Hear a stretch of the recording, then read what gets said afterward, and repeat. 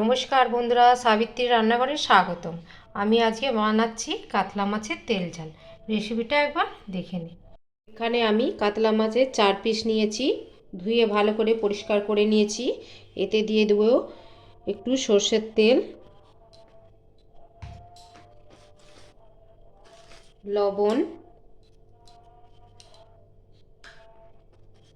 লঙ্কা গুঁড়ো, হলুদের গুঁড়ো দিয়ে ভালো করে আমি মেখে নেব।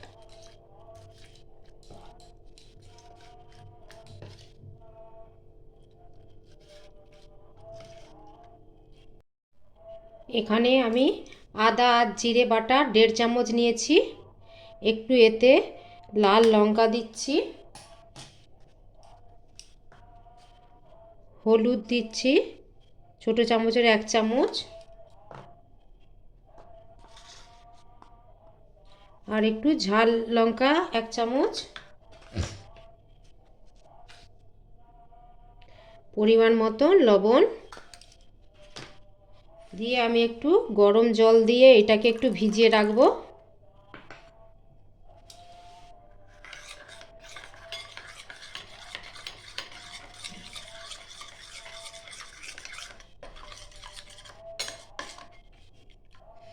এভাবে মিশ্রণটা আমি করে রেখেছি। 5-10 মিনিট এটা একটু ভিজিয়ে রাখলে মশলাগুলো ভালো করে ভিজে যায় আর ভালো হয়। কড়াই বসিয়ে দিয়েছি, তে দিয়ে দেবো সর্ষের তেল মাছ ভাজার জন্য।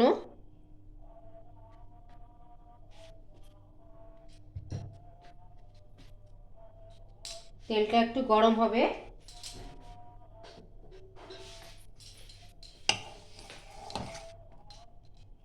গরম হয়ে গেছে, ধোঁয়া উঠে গেছে। এবার আমি মাছটা একে একে ছেড়ে দেবো।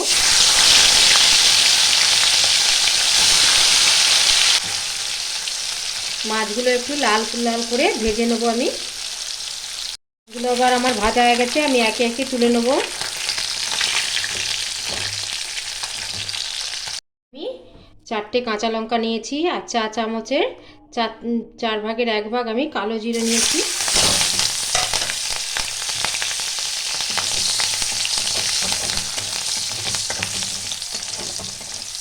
একটু ভেজে নিতে হবে। কাঁচা লঙ্কার যে একটা স্মেল ভালো করে আসবে, কালো জিরার গন্ধটাও আসবে। এবার যেটা পেস্টটা গুলিয়ে রেখেছিলাম আদা জিরে লঙ্কা হলুদ দিয়ে দেবো।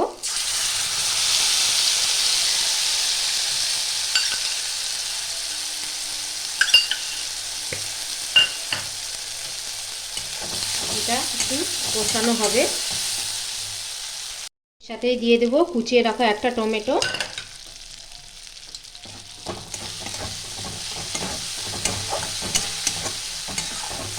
ভালো করে আমার কষিয়ে নেবো আমি। স্বাদ মতন আমি দিয়ে দেবো একটু লবণ। মশলাটা আমার কষানো হয়ে গেছে প্রায়। এবার দিয়ে দেবো সর্ষে বাটা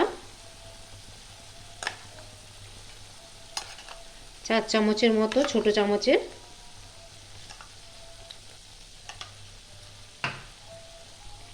আর একটু কষিয়ে নিতে হবে।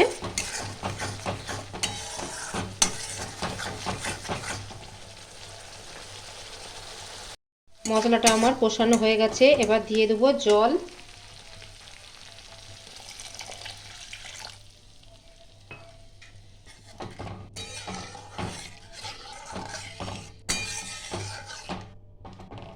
এবার জলটা ফুটবে ভালো করে।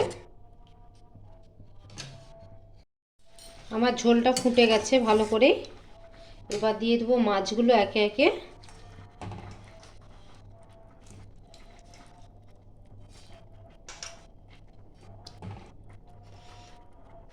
দিয়ে আমি 1 থেকে 2 মিনিট ভালো করে একটু ফুটিয়ে নেব।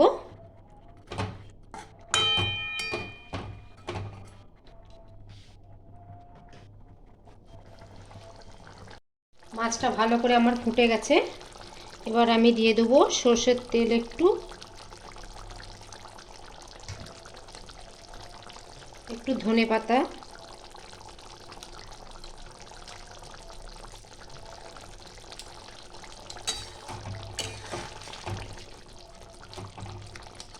একটু মাছটা ফুটে গেলেই আমার রান্নাটা কমপ্লিট হয়ে যাবে।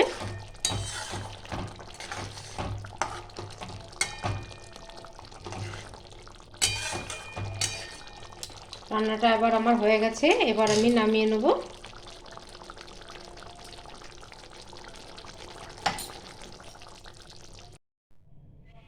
ভিডিওটা আমার ভালো লাগলে do like share comment subscribe করতে ভুলবেন না।